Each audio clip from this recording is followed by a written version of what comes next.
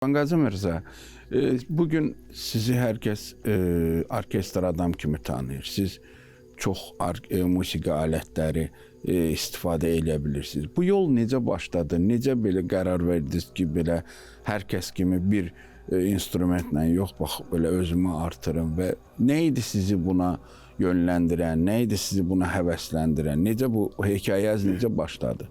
Ну, во-первых, я начал изучать.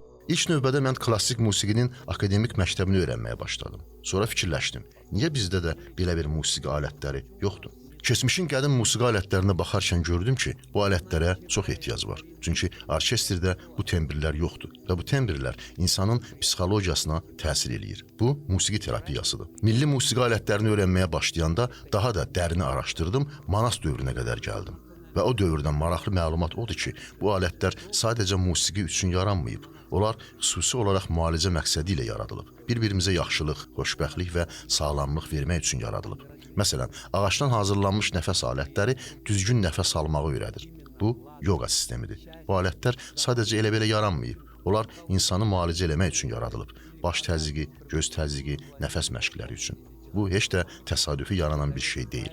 Bu alətləri öyrənərkən mən alətlərin tarixi ilə maraqlandım. Bu alətlərin tarixini ayrı-ayrılıqda araşdırmağa başladım. Orada isə köklərimizi axtardım və kökləri tapanda gördüm ki, bizim musiqi alətlərimiz sizin dünyanıza da tanışdı. Məsələn, biz burada tutuq deyirik, siz isə onu düdük adlandırırsınız. Bir çox belə nümunələr var ki, bu alətlər çox oxşardır. Говорим вот так. Допустим, взял один из... Və buna görə də bir alət götürürsən, o artıq digər alətlərə oxşardır.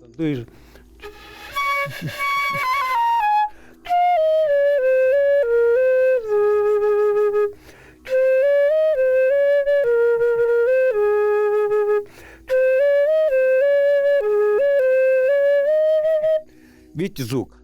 Görürsünüz səs necədir. Amma niyə belədir? Niyə burada yalnız 7 düymə var? Başqa heç nə yoxdur. Heç bir başqa düymə yoxdur. Burada xromatizm də etmək olar. Unudulmuş milli alətləri yenidən bərpa eləyərkən biz köklərimizə toxunuruq. Buna görə də bu alətləri öyrənmək çox vacibdir. Əgər uşaqlar öz keçmişlərini bilsələr, onların gələcəyi də çox gözəl olacaq. Свое прошлое, то будущее у них будет хорошее.